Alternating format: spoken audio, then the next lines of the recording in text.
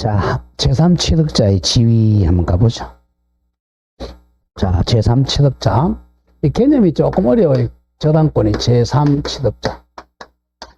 자, 제3이 나오면, 자, 당사자가 저당권 설정자하고 저당권자잖아요. 설정자와 저당권자가 아닌 사람이라는 거죠. 제3취득자 그러면, 갑이 을에게, 민법을 빨리 정리하려면 이 개념을 빨리 파악해야 돼요. 개념이 어려운 거니까. 개념을 자꾸 교과서대로 외우려고 그러지 마시고, 개념은 그냥 자기가 이해하기 쉽게 정리를 해야 돼. 제3 그러면 당사자가 아니다, 이게. 당사자 그러면 설정자하고 권자잖아. 저당권 설정자, 저당권자. 1억을 빌리면서 이 집에 이제 저당권 설정했어요. 저당권자, 을, 2월 1일, 항상 제가 2월 1일 등기 하잖아요.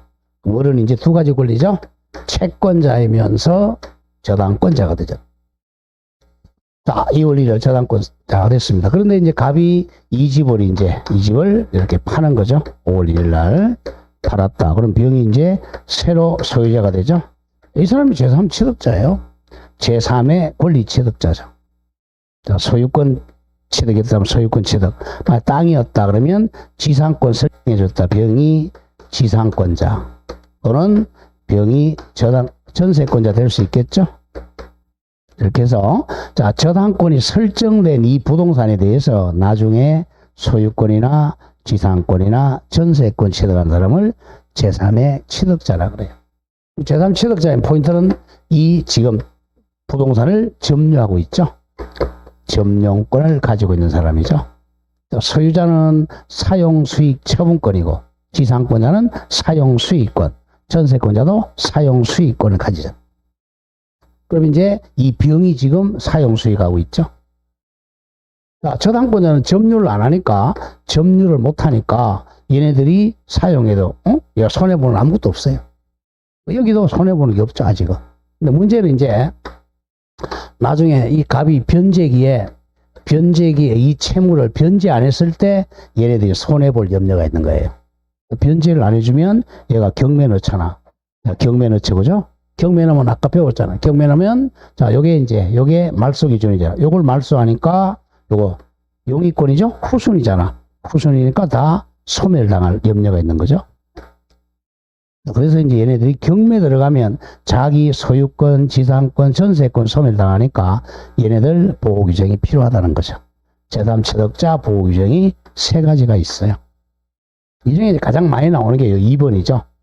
자, 왜냐, 이 사람의, 자, 소유권 상실 안 당하는 거, 지상권 상실 안 당하는 거, 전세권 상실 안 당하려면 어떻게 하면 되겠어요? 얘가 경매를 못 넣게 하면 되겠죠, 그죠? 경매 못 넣게 하려면 어떻게 돼? 이 돈을 갚아줘야 되잖아. 갑이 못 갚으니까 얘네들 대신 갚아주면 되겠죠. 대신 갚고 저당권 소멸시키면 돼요. 대신 갚았으니까 나중에 돈은 받아야 되겠죠? 구상권 행사하면 됩니다. 이렇게 해서 대신 갚고 말소하는 거. 이게 가장 많이 나오죠. 제3 취득자가 변제해서 저당권 말소 청구하는. 이게 이제 가장 중요한 거죠. 근데 얘네들이 돈이 없다. 돈이 없으면 대신 못 갚아주잖아. 그럼 이제 경매 들어간단 말이야. 그럼 얘가 이제 경매 넣으면, 경매 들어갔을 때 돈이 있으면 이걸 갖다 경락 받으면 되죠. 그러니까 경락인이 될 수 있는 권리. 채무자가 아니니까 경락인 될 수 있어요. 우리 법에는 경매인이라고 나오죠. 경매에 들 수 있는 권리. 그리고 이제 이 사람이 여기서 비용을 들였다. 비용 들였다면 비용 상환 청구입니다. 비용을 경락대금에서 영순위로 받게 됩니다. 영순위로 비용 상환을 받게 돼. 이 3가지가 이제 가장 중요한 거죠. 가보죠. 개념부터 갑니다. 1. 동그라미 1번. 제3 취득자란 저당권의 목적인 부동산에 대해서 살짝 적은 나중에라고 적어.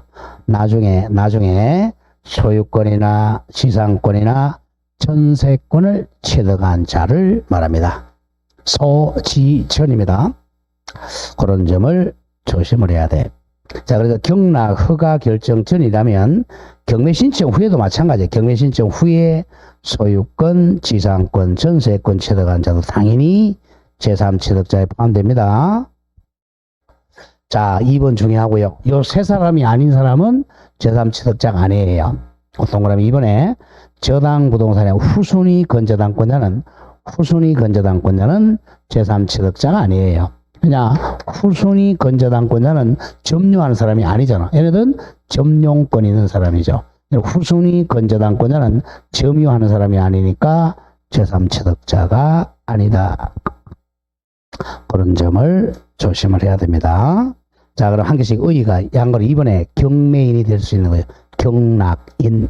그게 363조. 자, 저당물의 소유권을 취득한 제3자는 줄이면 제3취득자도 경매인, 경락인이 될 수가 있다. 자, 가장 중요한 게 이게 3번 제3취득자의 변제입니다. 가장 많이 나오죠. 364조. 저당 부동산. 자, 저당 부동산이라는 개념은 저당권이 설정되어 있는 부동산을 줄임말이야. 된 부동산. 이렇게 저당 부동산 그러면 저당권이 설정된 부동산입니다. 저당권이 설정된 부동산에 대해서 나중에 소유권이나 지상권이나 전세권을 취득한 제3자는 여기 바로 제3취득자 개념이죠. 제3취득자는 저당권자에게 자 줄거세요. 그 부동산으로 담보된 채권. 요게 그 부동산으로 담보된 채권이 바로 360조 피담보 채권이에요. 아까 피담보 채권 손가락 5개죠. 피담보 채권을 변제하고 저당권 소멸 청구할 수 있습니다. 자, 그럼 피담보 채권입니다. 자, 동그라미 1번 조심하고. 자, 이 사람들은 이해관계인이죠. 이해관계인. 왜냐? 경매 들어가면 자기 권리를 소멸당하니까 이해관계이니까 채무자가 돈을 갚지 말라고 해도 갚을 수 있습니다. 그게 동그라미 1번이에요. 채무자가 변제기에 변제하지 않으면 제3취득자는 채무자의 의사에 반해서도 위반해서도 피담보 채권을 변제하고 소멸 청구할 수 있습니다. 왜냐하면 돈을 안 갚으면 자기 권리가 소멸당하니까. 다만 조심해야 돼요. 변제기 전에는 대신 변제하면 안 됩니다. 변제기 후에만 변제해야 돼요. 변제기 전에는 제3자니까 대의 변제가 허용되지 않습니다.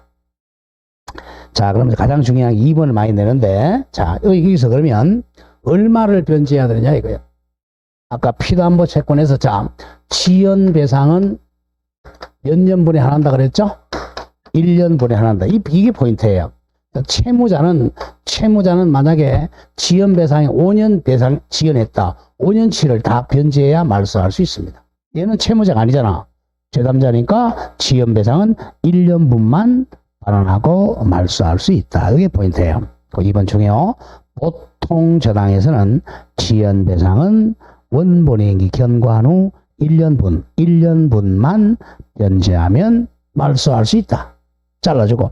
자, 뒤에 나오겠지만 근저당이라면 채권 최고액만 변제하면 돼요. 근저당은 얼마라고? 채권 최고액만 변제하고 말소할 수가 있다. 이게 포인트입니다. 보통 저당은 지연배상을 1년분만 변제하면 말소 청구할 수 있다. 근저당은 채권 최고액만 변제하면 말소할 수 있습니다. 자, 마지막에 4번에 비용 영순위로 우선상환 청구권입니다. 영순위 367조 보세요. 저당물의 제3의 취득자가 그 부동산의 보존이나 개량을 위해 필요비 또는 유익비를 지출한 때는 203조가 점유자 규정입니다. 점유자 규정에 의해서 저당물 경매대가에서 영순위로 우선 상환 받을 수가 있습니다. 필요비나 유익비는 영순위로 우선 상환 받게 됩니다. 자, 그 밑에 줄긋고 또 물상보정인은 제3취득자가 아니에요. 물상보정인은 제3취득자가 아니므로 비용 영순위 우선 상환 채권권이 없습니다. 자, 그런 점을 조심을 해야 되겠고, 자, 다음 페이지로 갑니다. 자, 다음 페이지도 한 문제 한번 볼까요? 예제 문제. 저당 부동산의 제3취득자에서 옳은 것 모두 골라라. 기업, 저당 부동산에 대한 줄거세요. 후순위 저당권자죠. 후순위 저당권자는 제3취득자가 아니라 그랬죠. 제3취득자 보세요. 누구누구예요?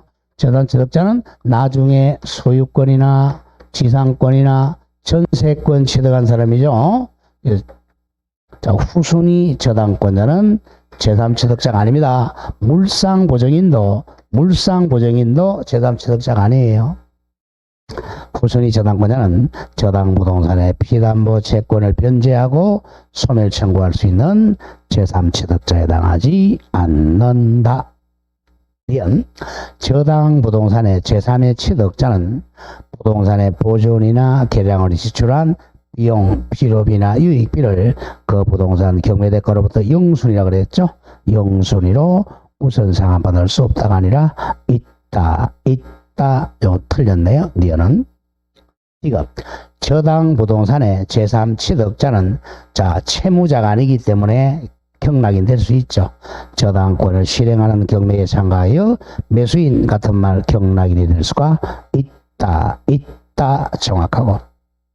리얼 피담보 채권을 변제하고 저당권의 소멸을 청구할 수 있는 제3취득자에는 자 경매 신청 후에도 소유권이나 지상권이나 전세권 취득한 자에게 당연히 포함된다 정확해요. 답은 니은 빼고 기억 디귿 리얼 4번 찾으면 되겠네요. 자 6번에 법정지상권 옆에 적으세요. 아까 일괄경매와 반대라고 적으세요. 아까 일괄경매는 또 법지와 반대라 그랬죠. 자 일괄경매 청구권은 나대지였잖아요. 그죠? 나대지에다가 저당권이 설정돼야 되죠. 법지는 나대지가 아니어야 돼요. 자, 법정지상권은 자 1번 요건이 반드시 토지 위에 건물이 존재하고 있어야 되죠. 그러니까 나대지가 아니어야 됩니다. 무조건 나대지란 말이 나오면 법지 성립하지 않습니다. 그 다음 두 번째는 토지 소유자와 건물 소유자가 같아야 돼. 자, 그럼 여기서는 이제 366조인데 366조는 자 저당권 설정 방식 같아야 돼요. 자, 이 땅에 설정하든 건물에 설정하든 저당권을 설정할 당시 소유자가 같아야 됩니다. 이게 이제 법정지상권 성립 요건이. 그러다가 이제 저당권 설정했어요. 그러다가 이제 이 경매로 저당권 설정이니까 경매로 소유자가 달라져야 되겠죠. 자, 그러면 경매로 정의 경락 대금을 납입했어요. 그럼 땅은 정의 소유자, 건물은 갑이 소유자니까 갑에게 건물 철거를 방지하기 위해서 갑에게 땅 사용권 중 가장 강력한 지상권을 법률 규정으로 인정한다는 거죠. 법정지상권. 법정지상권이니까 등기할 필요가 없겠죠. 갑이 이제 법정지상권 취득합니다. 이제 법정지상권 취득했으니까 치료는 지급해야 되겠죠. 치료는 법원이 결정하게 됩니다. 법원 결정. 자, 그래서 법정지상권을 보세요. 처음에 소유자가 같았다가 소유자가 달라졌을 때 건물 소유자에게 인정하는 게 법정지상권이고. 자, 일괄경매 채용권은 처음에는 건물이 없다가 나중에 땅하고 건물이 같아졌을 때 한꺼번에 경매를 가지고 소유자가 같은 사람에게 경락시키는 게 일괄경매입니다. 자, 일괄경매는 소유자를 같게 해가지고 건물 철거 방지하는 거고, 법정지상권은 소유자가 달라졌을 때 자, 지상권을 인정해서 건물 철거를 방지하는 거예요. 둘 다 목적은 똑같아. 건물 철거 방지입니다. 하나는 같은 사람한테 경락시켜서 건물 철거 방지하는 거고, 이거는 소유자가 달라졌을 때 땅 사용권을 줘가지고 건물 철거 방지하는 겁니다. 자, 그렇게 정리하죠. 366조 잘 보세요. 법지. 여러분들이 이제 합격하고 나서 이제 경매 들어갔을 때 가장 중요한 겁니다. 이게 경매 들어갔을 때, 자, 법정지상권 등기가 안 돼 있잖아요. 다음, 유치권 등기가 안 돼 있잖아요. 분묘기지권 등기가 안 돼 있잖아요. 이게 그만큼 중요한 거예요. 등기가 안 돼 있으니까. 그래서 경매 가면 이것만 알아도 이것만으로도 괜찮습니다. 공부를 열심히 해야지, 그러니까. 경매 들어가가지고. 자, 가보죠. 366조 법치. 자, 저당물의 경매로 줄거세요. 저당물의 경매로 소유자가 달라져야 돼. 저당물의 경매로 인하여 땅과 건물이 다른 소유자에게 속한 경우에 심표. 토지 소유자는 줄거세요. 건물 소유자에 대하여. 건물 소유자가 법지를 취득합니다. 건물 소유자에 대하여 지상권을 설정한 걸로 본다. 그래서 건물 소유자가 지상권을 취득합니다. 몇 조로? 366조 법률 규정으로. 자, 그러나 치료는 당사의 청구로 법원이 정하게 됩니다. 자, 1의에서, 자, 동그라미 1번 잘 거세요. 저당권 설정 당시에는, N은 토지와 건물이 동일인 소유에 속하였다가, 심표. 땅하고 건물이 동일 소유자에게 속했다가, 뭐 당시는? 저당권 설정 당시는. 근데 나중에 저당권 실행으로, 즉 경매 실행으로 땅과 건물 소유자가 달라지면 둘러세요. 건물 소유자에게 법률 규정으로 인정하는 지상권을 법지라 그럽니다. 자, 조심할게. 우리 저전번주 배웠던 관습상 법지는 임의 규정이었어요. 이 관습법은 민법에 규정이 없잖아. 관습법상 법지, 이거는 강행 규정이 아니야. 임의 규정이죠. 특이하게 우선해. 근데 지금 배우는 366조 법지, 이거는 강행 규정이야. 강행 규정이니까 특약으로 배제를 못해요. 관습법상 법지는 달리 366조 법지는 강행 규정입니다. 강행 규정이니까 특약으로 배제 못해요. 따라서 저당권 설정 당사자 갑을 간에 특약으로 법정지상권 배제 약정은 효력이 없다. 무효입니다. 특약이 무효입니다.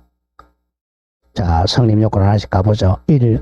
저당권 설정 당시에 건물이 존재하고 있어야 됩니다. 옆에 적어요. 나대지 X입니다. 나대지, 그럼 X야. 그냥 나대지는 법지 성립 안 한다. 자, 동그라미 1번 보죠. 건물이 없는 토지에 관하여 저당권 설정할 당시. 뭐야, 벌써 답 나왔죠? 건물이 없는 토지 뭐죠? 나대지잖아. 읽을 필요도 없어. 맨 뒤에 법지 X 이렇게 나올 거란 말이야. 설정 당시 저당권자가 토지 소유자의 건물 건축에 동의하더라도 법치는 인정되지 않는다. 일부러 다 읽을 필요 없어. 건물이 없는 토지, 그런 말 나오면 맨 뒤로 가서 법지 X 이겁니다. 자, 그 점 기억하시고 다음에 오른쪽 방가로 2번 오세요. 저당권 설정 당시 소유자가 동일해야 됩니다. 땅하고 건물이 저당권 설정 당시 동일해야 돼요. 다음 페이지로 갑니다. 다음 방가로 3번 저당권이 일단 설정이 돼야 돼. 줄거보죠. 토지와 건물 어느 한쪽이든 양쪽이든 간에 저당권이 설정되어 있어야 됩니다. 가장 중요한 게 4번이에요. 경매로, 이 경매 옆에다가 저당권 실행 경매로 적어. 저당권 실행 경매로, 강제 경매가 아니야. 저당권 실행 경매로 소유자가 달라져야 됩니다. 저당권 실행 경매로 소유자가 달라진다. 그 다음 5번에서 성립 시기는, 자, 뭐겠어요? 소유자가 달라진 때죠. 이렇게 나갑니다.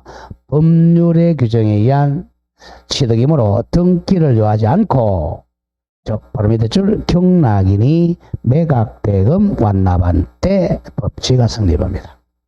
경락인이 경락대금 완납한 때 법치가 성립해요.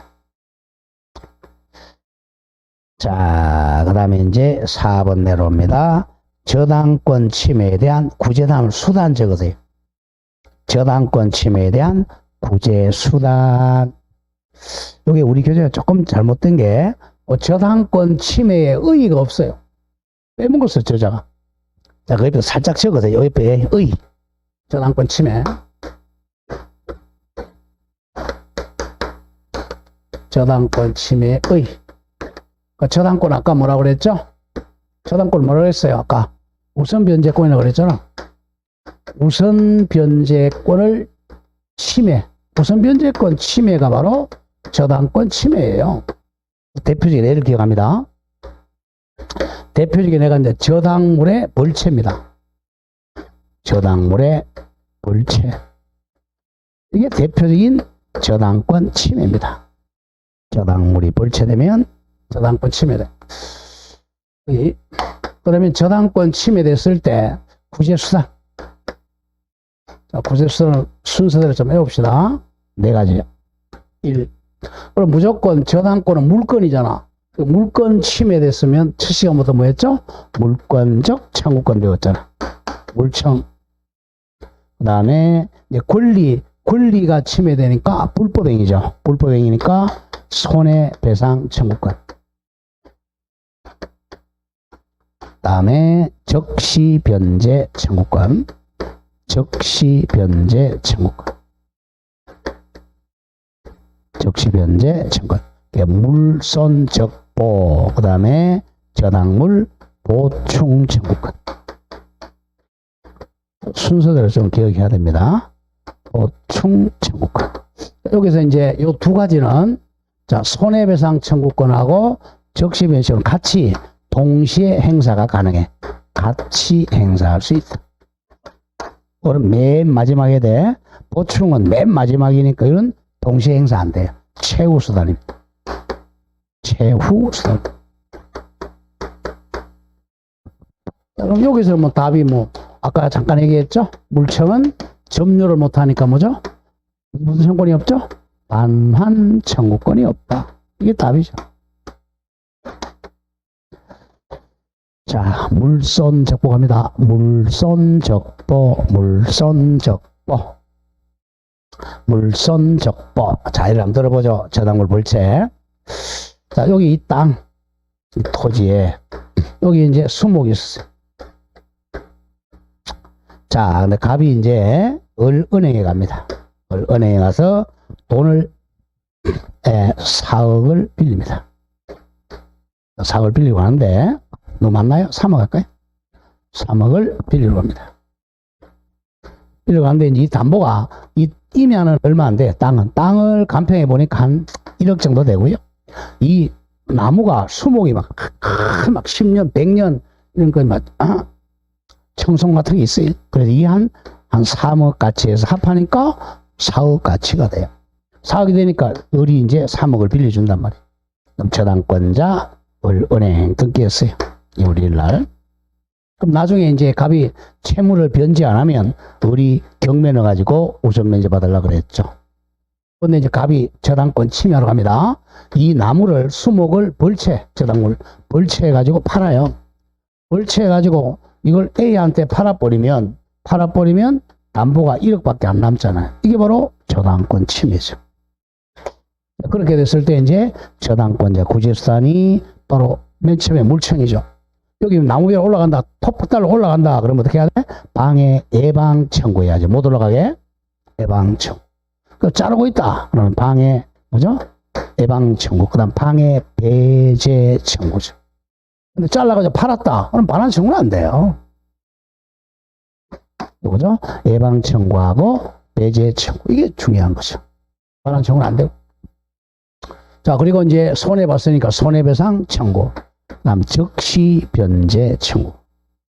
그다음 저당물 보충 청구는 이겁니다.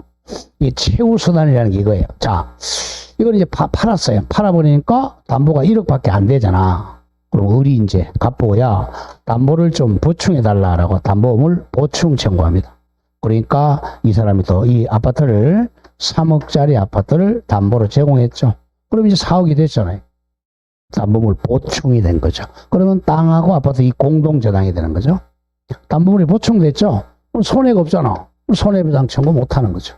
또 보충됐으니까 적시 변제 청구를 못 해요. 그래서 보충 청구를 하게 되면 이런 걸 못 합니다. 최후 수단 순서대로. 자, 가보죠. 밑에 있는 양거리는 물권적 청구권, 물청. 자, 동그라미 1번 기억합니다.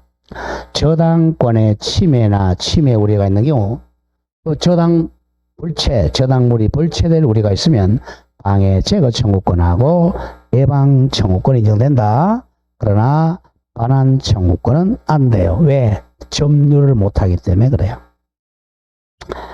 자, 그런 점 기억하고 우측으로 봅니다.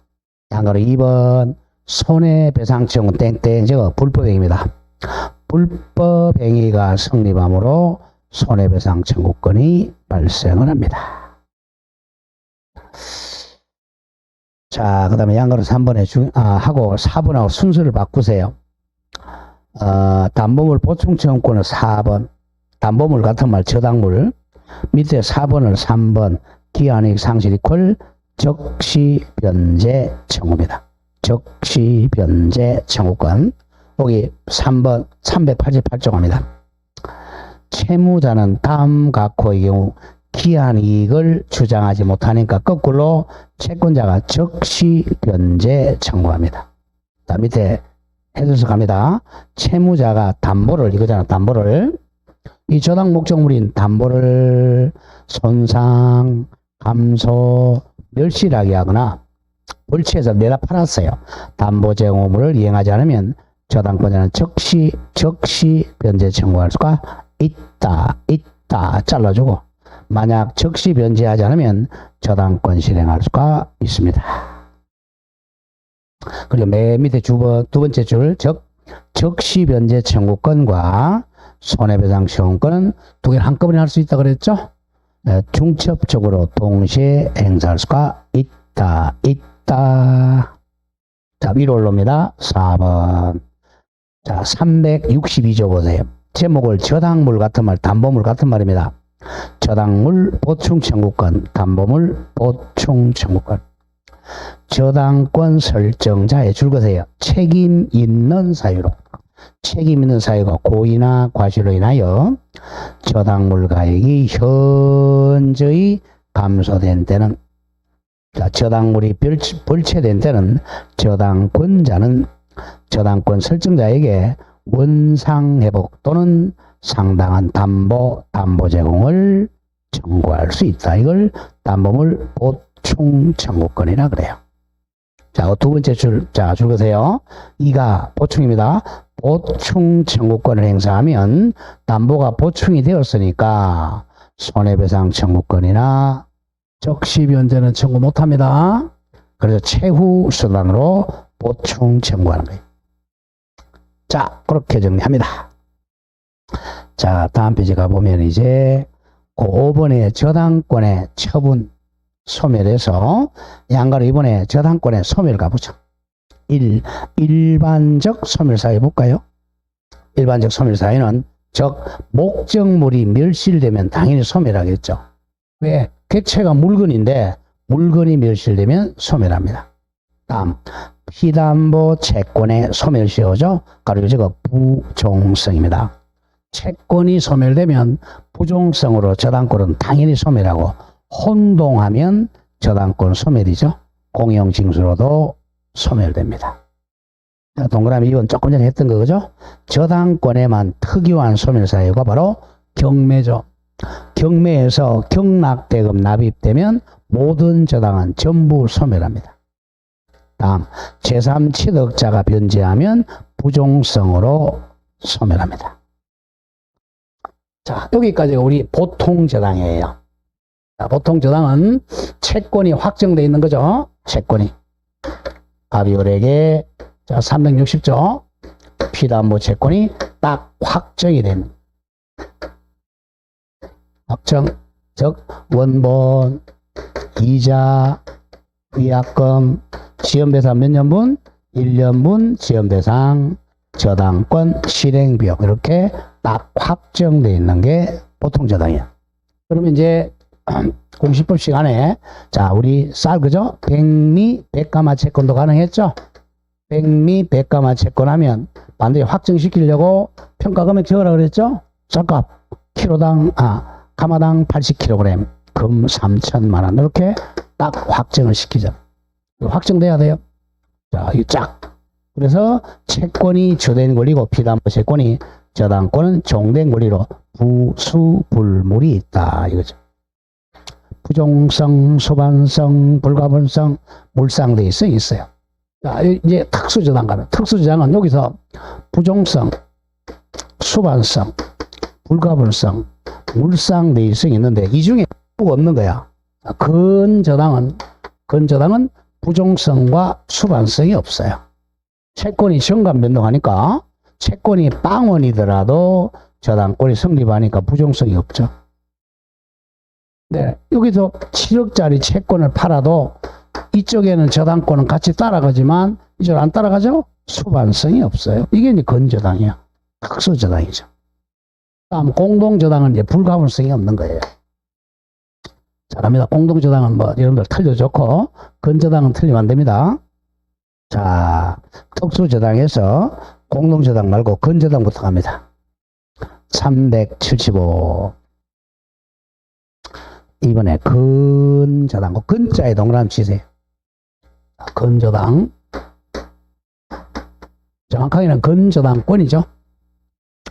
자, 이거는 근자는 기본 계약을 번역한 겁니다. 기본 계약. 자, 일본 사람들은 이 기본을 뿌리근자로 많이 번역한단 말이에요. 뿌리근자. 그죠? 뿌리근자. 근저당. 자, 이거는 기본 계약의 종된 권리입니다. 근저당은 기본 계약의 종된 권리지 채권에 대한 종된 권리가 아니에요. 이거는 피담보 채권에 대한 종된 권리가 아니다. 채권의 종된 권리가 아니에요. 이게 차이입니다. 보통 저당은 채권에 대한 종된 권리예요. 채권이 없으면 저당은 성립할 수가 없어요. 근데 근저당은 기본 계약만 존재하면 채권이 빵원이라도 성립한다는 거죠. 자, 그러면 이제 357조에 보세요. 근저당 제랑 저당권은 그 담보할 채무에 줄어든다. 최고액만 정하고 이거야. 채권 최고액만 정하고 그 채무 확정을 장래 보류 유보하여 이를 설정할 수가 있다. 이게 이제 근저당이죠. 이 경우 근저당은 그가 피담보 채무입니다.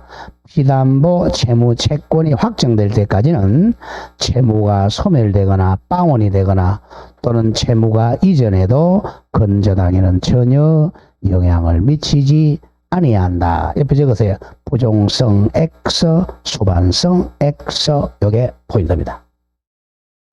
그리고 제양, 전환, 그러면 제목, 근저당의 경우는 채무 이자는 최고액 중에 산입한 걸로 본다, 간주한다. 그래서 이자 등기 X, 이자 등기를 못해요. 자, 근저당은 이자 등기를 못합니다.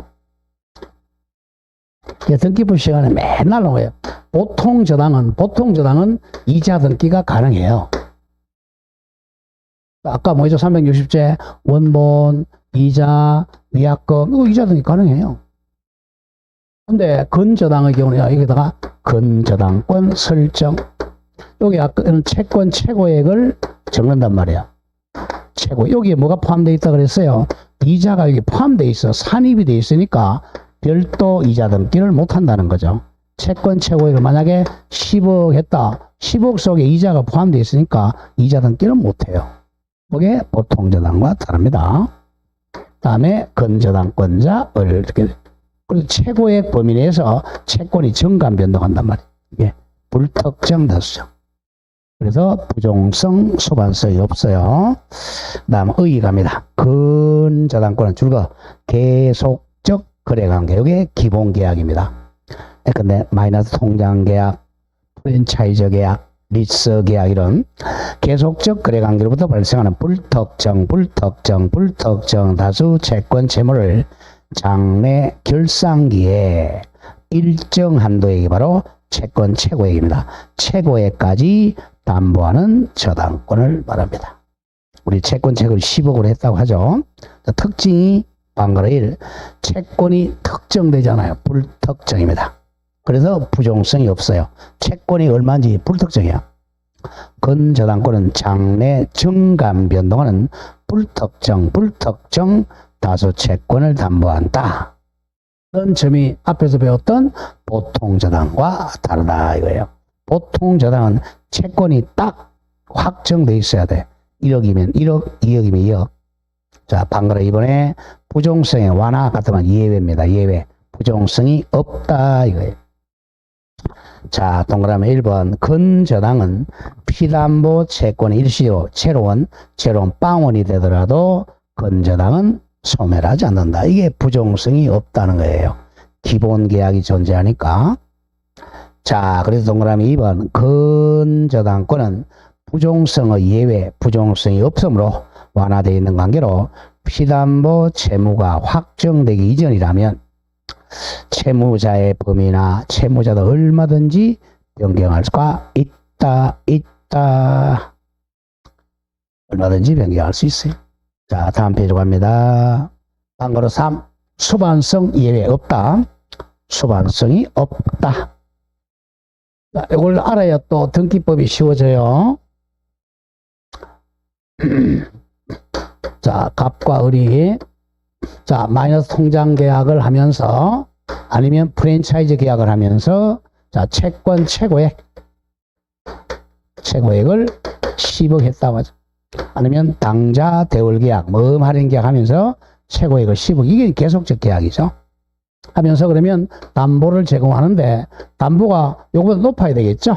13억짜리를 담보로 제공하면서 근저당권 설정 계약을 체결해요. 갑이 근저당 설정자, 을은행이 근저당권자.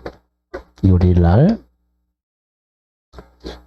자, 그러면 이제, 자, 마이너스 통장이다. 그러면 이 사람이 딱 2월 1일 날 마이너스 통장 계약할 때는 아직 빵원이에요. 10원도 사용 안 했어. 그럼 보통 저당이라면 저당이 성립할 수가 없어요. 채무가 빵원이니까. 근데 근저당은 여기 있잖아요. 마이너스 통장 계약. 여기 기본 계약이 있으니까 이 채무가 빵원이라도 성립합니다. 그래서 부종성이 없다는 거죠. 최대 한도는 10억으로 잡았죠. 최대 한도가 10억. 우리 결산기를 정했다고 하죠. 결산기는 정해도 되고 안 정해도 되고요. 결산기를 10월 30일 날 정했다면 이 결산기에 이제 확정이 되는 거예요. 자, 그러다가 한 7억 사용했고 또 나중에 갚았고 나중에 8억씩 왔다 갔다 하는 거죠. 이렇게 했을 때 한 이 9억을 한 3월 10일 날 을이병한테 양도합니다. 양도. 이게 만약에 보통 저당이라면 자, 채권 양도되면 저당권도 같이 부기등기 해야 돼요. 근데 근저당은 여기 마이너스 통장 여기에 걸려 있으니까 마이너스 통장을 팔아먹은 게 아니잖아요. 그냥 채권 팔았으니까 근저당은 이전 등기를 못합니다. 수반하지 않아요. 수반하지 않고 채권만 넘어가는 거예요. 이 마이너스 통장 계약이 넘어가는 건 아닙니다. 자, 그게 이제 수반성 이해입니다. 동그라미 1번. 피담보 채권값. 자, 조심히 원칙은 분리해서 근저당권만 양도할 수는 없습니다. 자, 분리해서 양도할 수는 없는데, 그 동그라미 2번 중요합니다. 동그라미 2번. 근저당 거래관계가 계속 중인 경우, 즉, 만약 통장 계약이 계속적인 경우, 근저당의 피담보 채권이 확정되기 전, 자, 동그라미죠. 전에는 채권이 안 따라갑니다. 그 채권 일부 8억을 양도하거나 8억을 대신 변제해도 근저당은 안 따라가 수반 안에 근저당권이 양수인 병이나 대의변제 병에게 이전할 여지는 없다. 수반 X라는 거죠. 수반하지 않는다. 근저당 이전 등기할 수가 없다. 채권만 양도될 뿐입니다. 자, 3번에 이제 근저당 성립은 앞에 근자만 갖다 붙이면 돼. 방그라 1. 근저당 설정 계약과 등기하죠. 등기. 동그라미 1. 당사자는 당연히 근저당권자 을과 근저당 설정자 갑입니다. 근저당 설정자는 보통하고 똑같아. 채무자일 수도 있고 물상보장일 수도 있습니다. 자, 이제 2번이 가장 중요해요. 근저당을 성립하기 위해서는 반드시 기본 계약이 있어야 돼요. 그 설정 계약과는 별도로 피담보 채권을 성립시켜 줄 것이에요. 법률행위 콜 기본 계약이 있어야 됩니다. 마이너스 통장 계약이나 프랜차이즈와 같은 기본 계약 법률 행위가 있어야 됩니다. 자, 방금 이번에 등기는 좀 해보죠. 1. 근저당 등기할 때는 근저당의 취지, 한글로 좀 뜻이죠. 근저당의 뜻과 채권 채권은 반드시 등기 명시해야 됩니다. 필수적 등기사항이죠. 근저당의 뜻과 채권 채권액. 그리고 당연히 채무자죠. 채무자의 성명도 필수적 등기사항이다. 그러나 이자는 등기 못한다 그랬어요. 이자는 최고액 중에 산입된 걸로 간주하기 때문에 등기하지를 못한다. 하나 더 적어도 변제기도 등기 못해요. 자, 이자하고 변제기도 근저당 등기할 수는 없다. 두 가지. 다음에 방가루 3번의 근저당의 효력은, 자, 1번에 피담보 채권의 범위가 조금 달라요. 아까 보통 저당은 아까 뭐였죠? 우리가 원본, 이자, 위약금, 1년분 지연배상, 저당권 실행비용이죠. 여기는 달라요. 여기는 지연배상은 1년분에 하나지만 보통 저당은, 여기는 요 이자가 바로 지연이잖아. 요게 최고액이 포함되어 있잖아요. 포함되어 있으니 그거는 1년에 하나잖아. 2년, 3년, 4년도 10억 범위라면 다 우선 면제 받아요. 그게 보통과 달라. 그게 동그라미 기억해서 하나, 둘. 자, 두 번째 줄. 지연 배상은 1년분에 하나 한다는 규정은 근저당에 적용이 안 돼요. 즉 1년분이 넘으면 2년, 3년, 5년 지연 배상금도 채권 최고액 10억 한도 내라면 다 담보가 됩니다. 이게 보통 저당과 차이예요. 자, 그 다음 D것의 개념 갑니다. 채권 최고액은 우선 변제받는 범위입니다. 자, 채권 최고액은 경매 절차에서 우선적으로 변제받을 수 있는 최대 한도액을 말하는 것이지, 심표 책임지는 한도액을 의미하는 거에 아니다, 이겁니다. 채무자가 책임지는 한도액이 아니라는 거예요. 이 뜻입니다. 자, 결산기에 근저당은 한 문제 꼭 나와요. 결산기에 결산해 보니까 자, 최고액이 10억을 정했었어요. 10억을 초과했을 때 문제가 된다는 거야. 해보니까 13억이 됐어요. 그러면 요 10억을 초과했잖아. 3억은 초과 부분이잖아요. 자, 이거는 우선 변제를 못 받는다. 이게 바로 우선 변제 받는 최대 한도잖아. 경락대금에서 10억을 우선 변제 받아요. 누가? 근저당권자. 그런데 이 채무자가 이 돈을 갚아서 근저당을 말소하려면 조심해야 됩니다. 아까 보통 저당에서는 얼마 했죠? 피담보 채권이가 원본 1년치라 그랬어요. 2년, 3년 다 갚아야 된다 그랬어요. 채무자가 갚을 때는 채무자가 다 갚아야 되잖아요. 채무자는.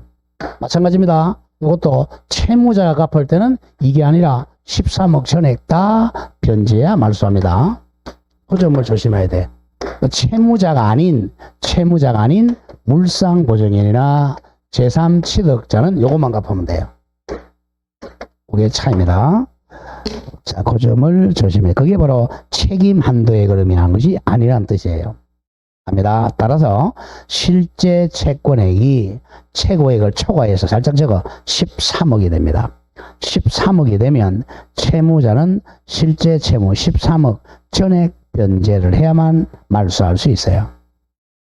자, 그러나 채무자가 아닌 물상보증인이나 제3취득자는 채무자가 아니기 때문에 채권 최고액 10억과 경매비용을 초과하는 부분만 책임진지, 채권 최고액을 초과하는 부분은 책임지지 않는다는 뜻은 채권 최고액만 변제하고 말소할 수 있습니다. 교과서가 조금 안 좋아요. 채권 최고액, 당연히 경매에 들어갔다면 경매비용도 변제해야 말소할 수 있습니다. 짧게, 채무자는 얼마만 갚으면 돼요? 채무자는 실제 채무 전액 13억 전액 변제해야 근저당 말소할 수 있습니다. 그러나 채무자가 아닌 물상보증인이나 제3취득자는 최고액만 변제하면 말소할 수가 있다.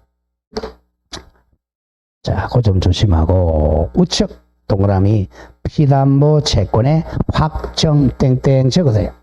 자, 채권이 확정되면 이제 보통 저당으로 바뀌어요. 채권이 딱 확정됐다. 그럼 보통 저당으로 바뀝니다.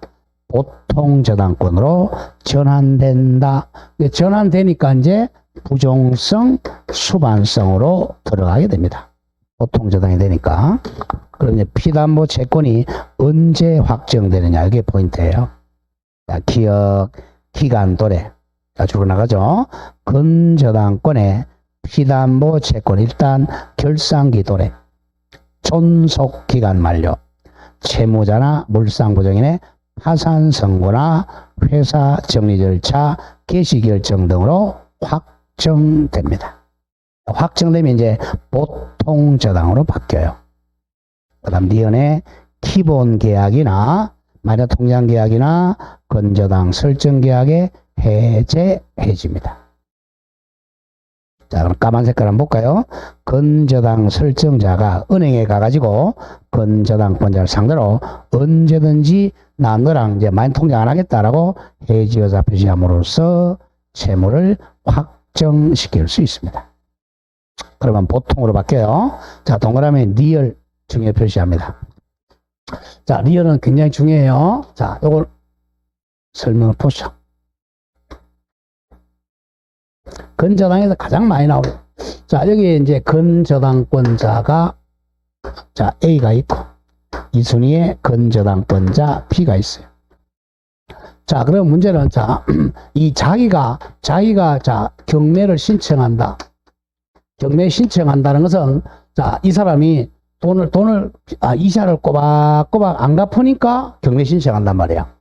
경매 신청 시에 자, 이 근저당권자와 갑이 거래 안 하겠다는 거죠. 그럼 경매 신청 시 이때 P가 확정이 돼요.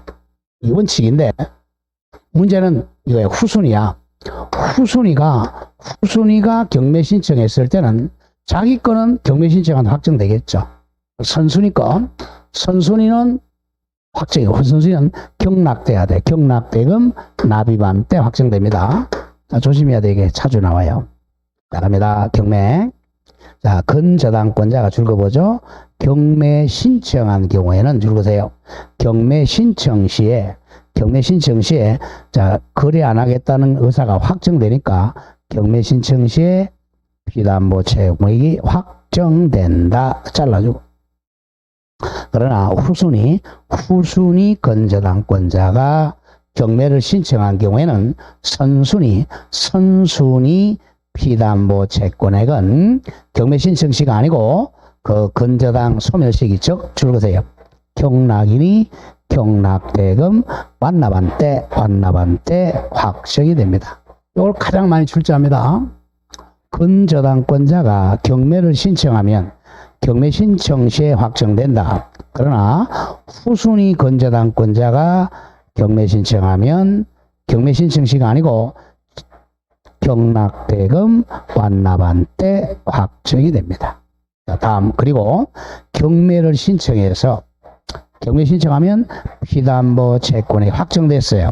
확정된 이상 이를 나중에 경매를 취하하더라도 효과는 번복이 안 됩니다. 취하더라도 그 효과는 번복되지 않습니다. 번복되지 않는다. 자, 그 다음에 동그라미 C로 내놓은 시옷. 자, 피담보 채권이 확정됐어요. 그럼 무슨 저당으로 바뀌었다 그랬죠? 보통 저당으로 바뀌었다 그랬어요. 채권 최고액이 10억이었는데 자, 결산기에 결산해서 확정이 7억으로 확정됐어요. 그럼 7억으로 확정되니까 여기서 이제 보통 저당 된 거예요. 자, 이게 12월 20일이라고 하죠. 근데 확정됐는데 그 다음 날 12월 22일 날 1억이 더 올랐어요. 그러면 1억은 우선 못 받습니다. 7억으로서 확정됐으니까 이 1억은 담보가 안 돼요. 왜? 보통으로 바뀌었잖아. 자, 그래서 그게 시옷입니다. 피담보 채권이 확정이 되면 보통 저당으로 바뀌었으니까 그 이후에 발생하는 채권은 이제는 더 이상 근저당으로 담보되지 않는다. 즉 우선 면제 못 받고 근저당은 보통 저당 7억으로 전환됩니다. 잘라주고 이 원칙입니다. 자, 그런데 이겁니다. 조금 조심. 7억으로 확정됐어요. 자, 그런데 이게 원금이 8억이 올라가는 게 아니고 요 7억에 대해서 요게 지연이자, 이 지연이자는 원금하고 같으니까 요거는 담보됩니다. 뒤에 그러나 조심해야 돼. 다만 확정된 채권에 우리 7억에 대해서 확정 후에 발생한 이자나 지연 손해금은 원금하고 관련되니까 여전히 담보가 된다. 우선 면제 받습니다. 자, 그런 점을 조심하시고, 자, 이렇게 해서 건조당 한 문제 꼭 나와요. 자, 다음 문제 하나 보죠. 예제 1번 볼까요? 건저당에 관한 설명으로 틀린 거. 얘네 옛날 문제네. 건저당은 지금 부종성, 수반성이 없습니다. 그래서 1번 피담보 채무가 확정 전에는 채권이 왔다 갔다 하니까 다 바꿀 수 있죠. 채무자도 변경할 수 없다가 아니라 있답니다. 있다. 답이 1번이 되겠고, 2번 1년분이 넘은 지연배상금이라도 1년분 넘었죠. 지연이자 담보됩니다. 채권 최고액 10억 한도 내라면 2년, 3년, 5년이라도 전액 건저당으로 담보가 된다. 이게 보통 저당하고 차이죠. 보통 저당은 지연배상은 1년분에 하나지만 건저당은 5년, 10년치도 담보가 됩니다. 3번 건저당이 성립되기 위해서는 반드시 기본계약, 마이너스 통장계약이 있어야 돼요. 그 설정행위와는 별도로 피담보 채권을 성립시키는 법률행위 기본계약이 있어야 한다. 4번 후순위. 자, 줄거세요. 후순위 그러면 경락대금 납입시 또 올라야 돼요. 후순위 건저당권자가 경매 신청하면 선순위 건저당은 채권, 피담보 채권은 매각대금 완납한 때 확정이 됩니다. 자, 5. 선순위 건저당권에 확정된 피담보 채권액이 채권 최고액을 초과했네요. 10억을 초과해 13억이 됐네요. 13억이 되면 그 3억은 담보 안 되죠. 후순위 건저당권자는 아까 했어요. 후순위 건저당권자는 제3취득자야. 제3취득자가 아니야. 제3취득자가 아니죠. 제3취득자가 아니므로 채권 최고액을 변제해 가지고는 그 선순위 건저당 소멸 청구할 수가 없다. 답 2번 갑니다. 건저당권 틀린 것. 자, 1번 채무자가 아닌 제3자도 건저당 설정할 수 있습니다. 이 사람이 누구예요? 물보네. 물상보증인. 물보. 2번 채권자 아닌 제3자 명의의 건저당 설정 원칙은 무효죠. 특별한 사정이 없는 한 무효다. 3번 건저당으로 담보될 채권 최고액에는 뭐가 포함되어 있죠? 이자 포함되어 있죠? 이자는 포함되지 않는다. 틀렸네요. 이자는 산입된 걸로 본다. 고로 이자 등기 못한다 그랬어요. 답이 3. 4번 건저당 설정자가 적법하게 기본계약 마이너스 통장계약 해지했네요. 그러면 피담보 채권은 확정이 됩니다. 5번 건저당권자가 피담보 채무 불이행을 이유로 경매를 신청했네요. 그러면 경매 신청했으니까 거래 안 하겠다는 거죠. 경매 신청 시에 피담보 채권액이 확정됩니다. 뭐 맨날 나오는 게 답이에요. 자, 이렇게 해서 건저당 마치고, 자, 어디로 오냐면 371호 오세요. 공동저당 조금만 하겠습니다. 자, 371호 오면, 자, 공동저당은, 자, 특수한 저당인데, 부동산 2개 이상이 설정되는 게 공동저당이에요. 자, 갑이, 자, 지금까지는, 자, 이 땅을, 자, 잡혔어요. 잡히면서, 자, 채권액 1억, 이렇게 확정되어 있다. 그러면, 보통저당이에요. 보통저당이니까, 360점. 원본, 이자, 위약금, 지연배상, 1년분 지연배상, 저당권 실행비용 확정되어 있으면, 보통저당이에요. 부종성, 수반성, 불가분성, 물상대위성이 있다 그랬어요. 근데 이게 채권이 확정이 안 돼 있고 마이너스 통장계약, 기본계약을 체결하면서 최고액만 정했어요. 채권 최고액 10억 정했다 그러면 채권이 정관 변동하죠. 이게 건저당입니다.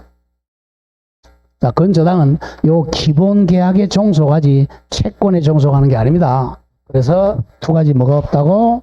부종성, 수반성 없다. 이게 건저당이에요. 그럼 언제 건저당은 보통으로 바뀌느냐? 자, 언제 바뀌느냐? 딱 바뀌는 것은 채권이 확정된 때죠. 채권이 딱 확정되면 보통으로 바뀌는 게 있다는 부종성, 수반성으로 들어가게 되는 거죠. 결국은 경매에 넣으려면 보통저당으로 바뀌어야 경매가 들어가는 거예요. 채권이 얼마나 확정되어야. 이게 보통저당, 건저당이에요. 한 개 부동산에 대해서. 공동저당 갑니다. 공동저당은 부동산이 두 개 이상이야. 갑이 을한테 3억을 빌리러 갑니다. 제가 수업방이 다 다르잖아요. 보통저당은 1억으로 강의하고, 건저당은 10억으로 강의하고, 공동저당은 3억으로 강의한단 말이야. 항상 그걸 머리에 그려야 돼. 배우기는 이렇게 배워놓고 집에 가서 혼자 1억으로 맨날. 이 머리 안 돌아가는 거야. 배울 때는 그대로 받아들여야 돼요. 예 자체를. 예를 바꾸지 마세요. 예를 바꾸면 이제 헤매기 시작합니다. 자, 그럼 3억인데 이 부동산을 담보로 제공합니다. 그러면 2억짜리 담보로 제공해요. 그럼 은행이 3억 빌려주겠어요? 안 빌려줘요, 그죠? 담보가 적으니까. 담보 하나 더 대라는 거예요. 그래서 이제 담보를 2개 이상 된다는 거야. 한 2억짜리 됐다. 그러면 이제 4억이니까 빌려주잖아요. 보통 담보가 부족하니까, 죄송합니다. 채권은 같아야 돼. 동일 채권을 담보하기 위해서 2개 이상이야. 2개 이상 부동산에다가 저당권 설정하는 걸 공동저당이라 그래요. 자, 은행은 공동저당권자, 갑은 공동저당 설정자입니다. 그래서 포인트는 채권은 같아야 돼. 채권은 같은데 나머지는 다 달라도 상관이 없어요. 요거는 채무자 갑 소유고, 요거는 물상고정인 병 소유라도 상관이 없어요. 소유자가 달라도 상관이 없다. 그리고 날짜도 요거 2월 1일 날 설정 등기하고, 2월 같이 설정 등기하면 창설적 공동저당이라 그러고, 날짜가 다르면 요거는 2월 1일 등기하고, 요거는 2월 5일 등기하고, 이거는 추가적 공동저당이라 그래. 그러니까 몰라도 좋아. 시간은 달라도 상관이 없어요. 자, 그랬을 때 이제 이 공동저당권자는 엿장수입니다. 엿장수가 맞아요? 엿장사가 맞아요? 그거 공부 한번 해볼까요? 엿장수가 맞아요? 엿장사가 맞아요? 다 까먹었죠, 그죠? 예? 엿장수가 맞습니다. 야, 전문가가 아니라는 거야. 전문가는 사자 붙입니다. 공인중개수예요? 공인중개사예요? 공인중개사입니다. 엿장사는 자격증이 없잖아요. 엿장수입니다. 자, 엿장수를 왜 엿장수라 그래요? 이거 몇 번 씁니까? 지맘대로, 그게 지맘대로. 그게 포인트야. 나중에 이제 갑이 돈을 갚으면 3억을 변제하면 저당권은 소멸해. 무슨 성? 수반성. 부종성이죠. 부종성. 당연히 소멸해요. 부종성, 수반성, 불가분성, 물상대위성이. 여기는 불가분성이 없어요, 이게. 불가분성이 없다, 이게. 자, 그러면 이제 엿장수인데, 그러면 돈을 안 갚았을 때 문제야. 돈을 안 갚았을 때는, 자, 이 두 개를 한꺼번에 경매할 수가 있어요. 이걸 동시배당이라 그래. 동시배당 신청할 수도 있고, 아니면 요거 한 개만 경매할 수도 있어요. 자, 이걸 이시배당이라고, 순차배당. 이렇게 이 사람이 선택권이 있다는 거죠. 근데 시험은 이시배당 거의 안 나오면 시간이 많이 걸리는 거고, 거의 동시배당으로 나와요. 동시배당 한번 볼까요? 동시배당을 하니까, 자, 부동산 대개 3개 가지고 많이 내는데, 부동산 3개를 할게요. 이것도 갑이 소유자라고 하죠. 3개 부동산에 공동저당 설정했어요. 동시배당 신청합니다. 신청하니까 여기서 이제, 자, 여기 이제 3억에 경락됐다고 하죠. 여기에 3억. 여기에 2억에 경락됐어요. 여기에 1억에 경락됩니다. 그러면 이 사람이 1순위 항상 1순위만 동시배당 신청할 수 있어요. 1순위지만 이 받을 돈은 3억이잖아요. 여기서 1순위 받고, 여기서 1순위 받고, 여기서 1순위 받으면, 자, 아까 불가분성이라면, 불가분성은 전액 다 받아야 되잖아.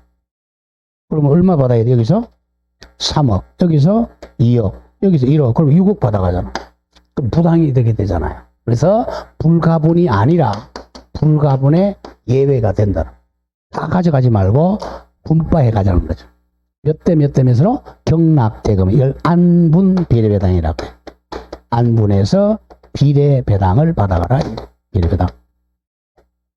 몇 대 몇 대시죠? 3대 2대 1. 자, 계산 문제가 나 머리 아픈가요? 3대 2를 계산해 보세요. 그냥 3호까지 3대 2대 1. 여기서 얼마 받으면 되겠어요? 여기서 얼마요? 3대 2대 1. 예? 1억. 1억 받습니까? 3대 2대 1? 3대 2를 받으면 되죠. 그죠? 여기서 1억 5천. 여기서 1억. 여기서 5천. 여기 3대 1이잖아. 그죠? 그러면 이제 3억 다 받았잖아. 그죠? 3억. 1억 5천, 1억 5천. 나머지 남은 거, 여기 얼마 남았어요? 나머지 얼마 남았죠? 1억 5천. 여기는 2순위, 3순위 애들 가져가라는 거죠. 얘들이 없다. 그러면 채무자 가져가라는 거. 여기도 마찬가지. 남은 거. 1억 5천, 1억 5천. 이게 3대 1입니다. 계산은 이렇게 돼요. 뭐 계산할 시간도 없지만. 계산은, 자, 일단, 합하면 되겠죠? 3억, 2억, 6억, 분자는 여기, 요거니, 값, 3억, 곱하기, 이렇게 피담보 채권이 얼마 있죠? 3억이죠. 이렇게 나누면 됩니다. 자, 거기 이제 안분 비례 정도만 기억하죠? 자, 368조 보죠. 제1항, 동일한 채권 담보로 줄거세요. 동일한 채권 담보로 우리 3억 담보로 수개 2개 이상 부동산의 저당권을 설정하는 경우에 여기까지를 공동저당이라고 그래요. 그 부동산 경매대가를 동그라미 동시에 배당하는 때는 각 부동산 경매대가의 비례 안분 비례에서 채권 분담을 정한다. 안분 비례배당. 그것만 좀 기억하죠. 양가리 1번. 공동저당의 의의는 채권만 동일해. 동일한 채권 담보로 3억 채권 담보로 여러 개 부동산 위에 설정하는 저당권이다. 자, 거기까지 잘라놓고 이제 등기에서 갖고 나오는데 이 공동저당은 조심해야 됩니다. 복수 부동산 위에 한 개 저당권이 아니고 줄거세요. 각각 부동산마다 각각 저당권이 설정됩니다. 여기 부동산이 3개다. 그러면 저당권이 3개입니다. 이렇게 3개. 자, 그러면 어떻게 하죠? 여기다가 공동저당이라는 것을 적어야 되겠죠? 여기 A 부동산이다. B 부동산, C 부동산. 여기가 B와 C가 공동저당의 뜻. 여기는 A와 C가 공동저당의 뜻.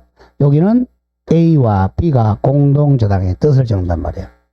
이게 이제 부동산이 5개라면 적을 게 4개씩 적어야 되잖아. 팔 아프니까 뭐 한다? 공동담보 목록 작성한다. 그거잖아. 5개 이상인데. 자, 거기에 양가리 2번. 공동저당의 성립에서는 맨 밑에 3번만 기억하 3번. 3번은 목적 부동산이 몇 개 이상인 때? 5개 이상인 때는 공동담보 목록을 등기관이 작성해야 한다. 그 정도만 좀 외워주시고 등기부 시간이 나오니까. 오른쪽에 3번 동시배당 땡땡 찍으세요. 안분배당, 안분비례배당입니다. 안분비례배당 3대 2대 1로 거의 출제가 돼요.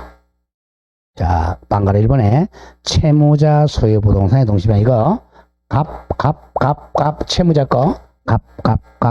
자, 1번 공동저당 목적물의 전부를 경매하여 경매대가를 동시에 배당하는 경우 각 부동산 경매대가를 비례하여 채권 분담을 정한다. 이게 3대 2대 1입니다. 자, 요거 계산하면 적어 놓으세요. 한번 보죠. 꼭 계산하고 싶으면 이렇게 합니다. 분모는 요 각 부동산 가격 합하면 돼. A 부동산에 3억, B 부동산에 2억, C 부동산에 1억. 이걸 합하면 되겠죠? 그럼 이제 6억이죠. 6억 분자는 자, A 부동산에 3억이었죠. 여기다가 피담보 채권 곱하면 되겠죠. 3억. 이렇게 나누니까 그죠. 1억 5천이죠.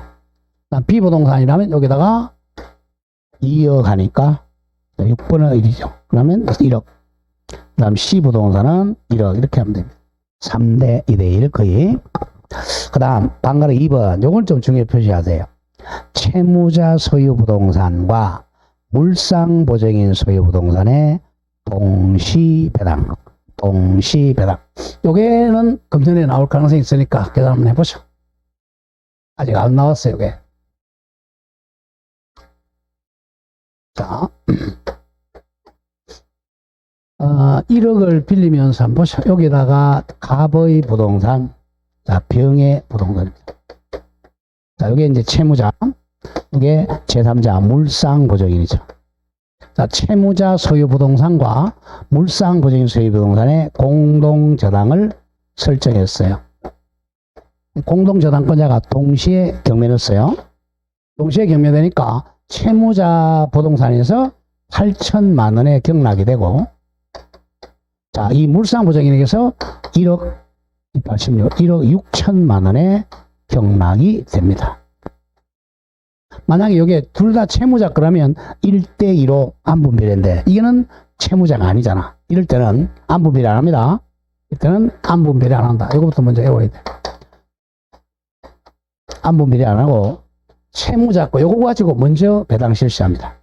채무자한테 8천만 원 받아가요. 얼마 못 받았죠? 얼마 못 받았어요? 2천 못 받았잖아. 그랬을 때 물부한테서 여기에 더 경락가 많이 됐죠. 여기서 2천만 원 추가 배당합니다. 요거 물상보증인을 더 우선시한다는 거. 왜? 제3자니까. 이걸 물보 우선이라고 그래. 물보를 우선 적용해서 채무자한테 먼저 배당하고 부족에게 쓸 물상보증인 추가 배당합니다. 여기서 만약에 1억 나왔다면 얘는 빵원이 되는 거예요. 물상보증인을 더 보호한다는 거야. 그게 방가로 2번 갑니다.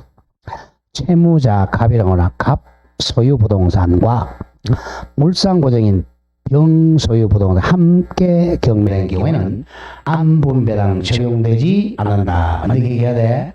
안분비례 적용되지 않는다. 이때 먼저 채무자 갑 소유 부동산 경매대가에서 8천만 원 우선적으로 배당받고 8천만 원, 그 부족분이 있는 경우에 하나에 2천만 원, 물상보증인 소유 부동산 경매대가에서 2천만 원을 추가로 배당을 받게 된다. 여기까지만 기억하세요. 밑에 20배당 보지 마세요. 머리 아픕니다. 자, 동시배당이 나오면 채무자 소유였다 그러면 안분 비례배당입니다. 거의 3대 2대 1로 출제가 돼. 부동산 두 개가 나오면 3대 1 아니면 2대 1로 출제가 돼요. 그 다음 두 번째, 채무자 소유하고 물보가 공동저당되면 동시배당되면 안분 비례하는 게 아니고 채무자 소유 부동산에서 먼저 배당받습니다. 그리고 부족분에 한해서 물상보증인에게서 추가적으로 배당을 받는다. 자, 이렇게 해서 이제 물건을 마칩니다. 마치고 조금 쉬었다가 계약법 가죠.